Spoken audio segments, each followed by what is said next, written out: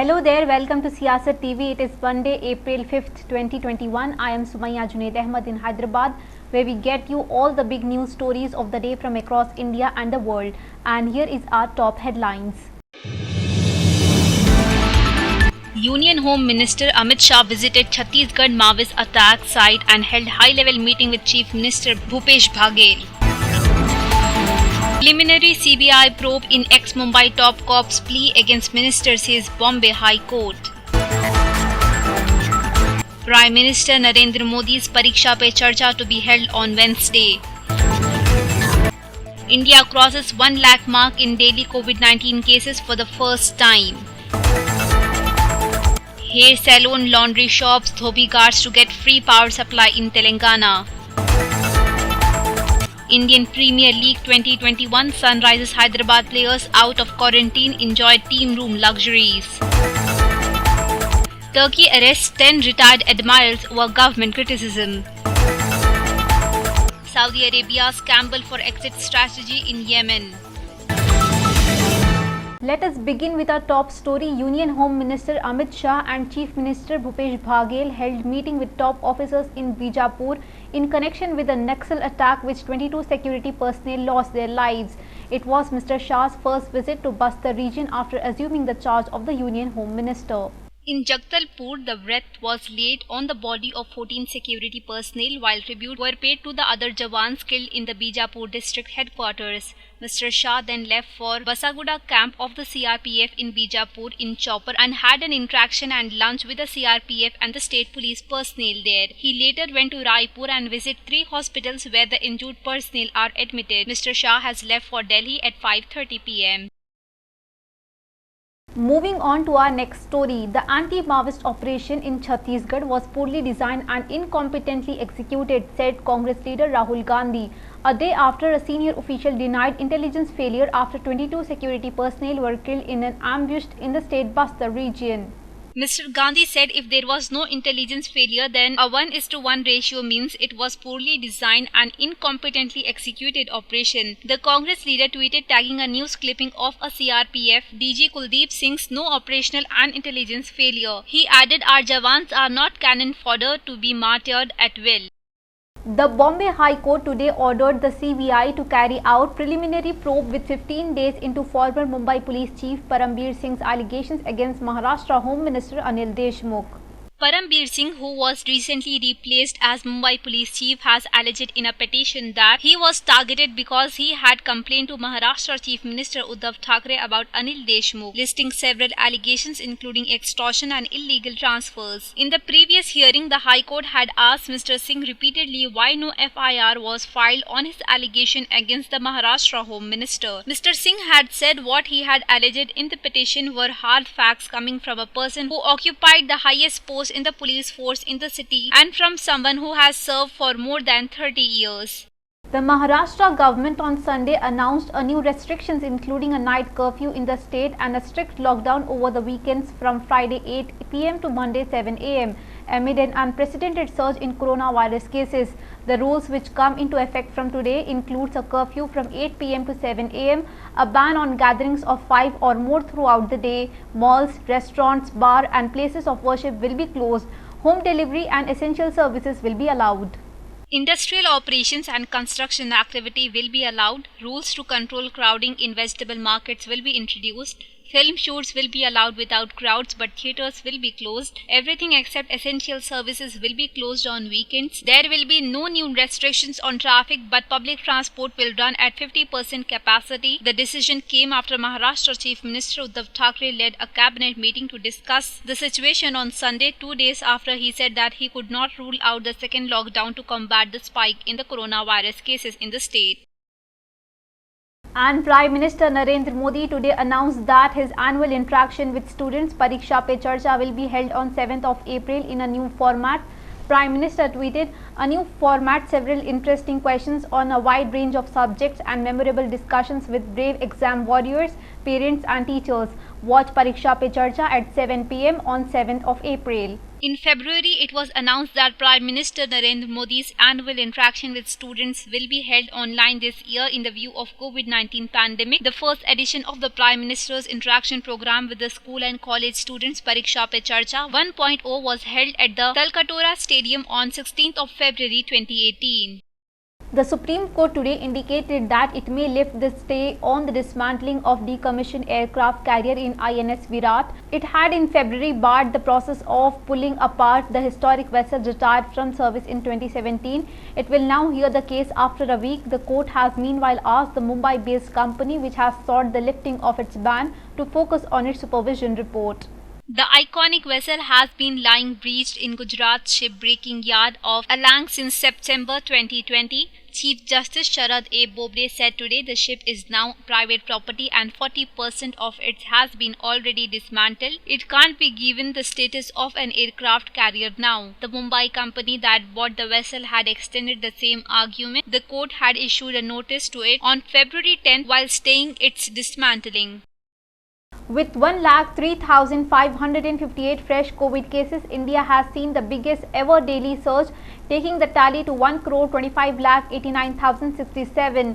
The last time India recorded the biggest surge in daily infections was on 17th of September, when 97,894 infections were recorded in a day. Prime Minister Narendra Modi on Sunday held a high-level meeting to review the situation. Central teams have been rushed to the three states. Let us shift our focus to Telangana, where fulfilling his promise, Chief Minister K. Chandrasekhar Rao on Sunday announced his decision to provide quality power supply up to 250 units per month free of cost for hairdressing salons, laundry shops and dhobi ghats across the state. The free power supply has taken effect from 1st of April. The decision will enable hairdressers and washermen to use modern electric equipment in their profession, which will reduce both physical labor as well as financial burden. Chief Minister Chandrasekhar Rao pointed out that Telangana government was implementing numerous schemes for the welfare and empowerment of the most vulnerable sections in the state. The decision will provide up to 250 units of quality electricity of the cost of hairdressing salons, laundry shops and dhobi ghats from the village level to GHMC. Thus, millions of Rajaka and Nai Brahmin families in Telangana who have been relying on caste-based occupations for livelihood for generations will benefit from the decision. The summer that has surely set in the city is here to stay for the time being, as the city continues to experience sweltering temperatures. Though it was Sunday, the heat seemed to have put a damper on the weekend spirit, as the mercury was over 38 degrees Celsius and most road stretches remained deserted in the afternoon. Several automatic weather sections across the city showed temperatures over 38 degrees Celsius on Sunday, with a peak of 38.7 degrees Celsius. According to the Indian Meteorological Department, the average temperature recorded in the city was 38.2 degrees Celsius, and according to the Telangana State Development Planning Society, few places recorded temperatures of over 38 degrees Celsius, while several other places recorded a maximum temperature between 37 degrees Celsius and 38 degrees Celsius. The Indian Meteorological Department also forecast a spell or two of rain in the next couple of days, with a likely thunder shower. Alright, the Sunrisers Hyderabad players who completed their mandatory quarantine were treated to luxuries of their team room as the 2016 champions geared up for the upcoming IPL season. The likes of Vijay Shankar, Mohammad Nabi, Rashid Khan, Kedar Jadhav and Khalil Ahmed among others were seen coming out of their hotel rooms in Chennai, where they were quarantined and mingling with one another in a video SRH posted on social media. Risers out of quarantine. It is going to be tough to leave this space, SRH wrote in a caption. The Risers are out of quarantine and heading straight to their team rooms. Quarantine is something we are not used to it, but we have to follow all the protocols for us to have a great tournament. 7 दिन बाद हम लोग को बाहर मिलने का मतलब जाने का मौका मिल रहा है, तो पहला मैं जाऊंगा जिम में, थोड़ा सा रनिंग करूंगा या थोड़ा वर्कआउट करूंगा कि बॉडी थोड़ा यूज टू हो जाए, फील अच्छा होगा. Yeah, I think quite happy. I think to be out of the quarantine. It was pretty difficult. It affects you a lot mentally, but most importantly, we are happy to be back and we will be playing cricket. Quarantine थोड़ा मुश्किल होता है, room में बैठ के frustrate होता है, और प्रॉपर ट्रेनिंग भी नहीं हो जाती उधर, जैसे नॉर्मल ट्रेनिंग हो जाती है. छोटे रूम में कितना भागोगे आप, कितना ट्रेनिंग करोगे. 7 days is good, not that मुश्किल. Moving on to our international news, the Saudi Arabia-led alliance military intervention in Yemen has not only failed in its objective to root out Houthi rebels, but the kingdom finds itself in a position in which it might be forced to recapitulate. Saudi Arabia has failed its primary objective to defeat the Houthis and re-establish the internationally recognized government in Yemen.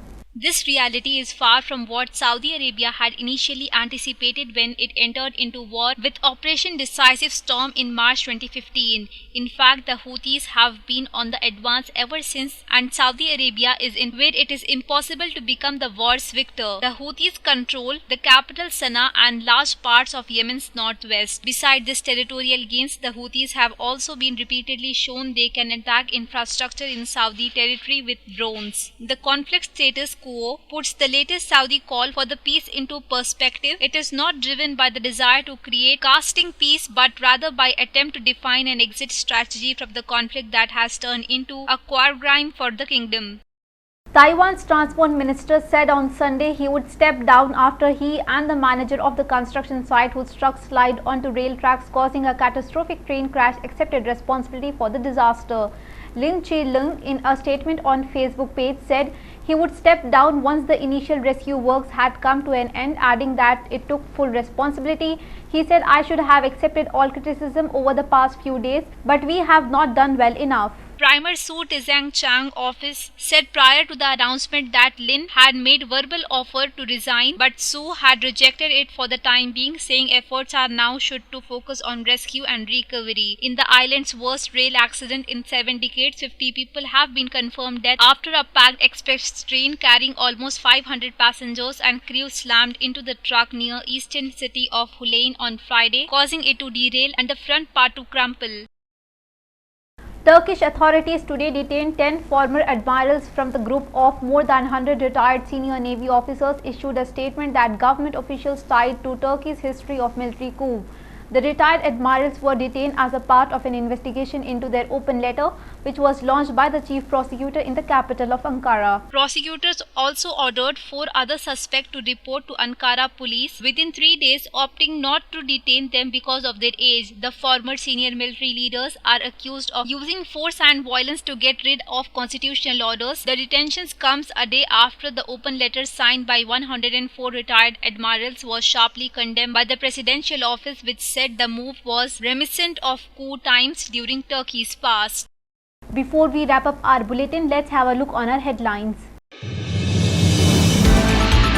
Union Home Minister Amit Shah visited Chhattisgarh Maoist attack site and held high-level meeting with Chief Minister Bhupesh Baghel. Preliminary CBI probe in ex-Mumbai top cop's plea against minister, says Bombay High Court. Prime Minister Narendra Modi's Pariksha Pe Charcha to be held on Wednesday. India crosses 1 lakh mark in daily COVID-19 cases for the first time. Hair salon, laundry shops, dhobi guards to get free power supply in Telangana. Indian Premier League 2021, Sunrisers Hyderabad players out of quarantine enjoyed team room luxuries. Turkey arrests 10 retired admirals over government criticism. Saudi Arabia's gamble for exit strategy in Yemen. Well, that is the Siyasat TV English news for this Monday. Thanks for watching. I am Sumaya Junaid Ahmed. Have a great day.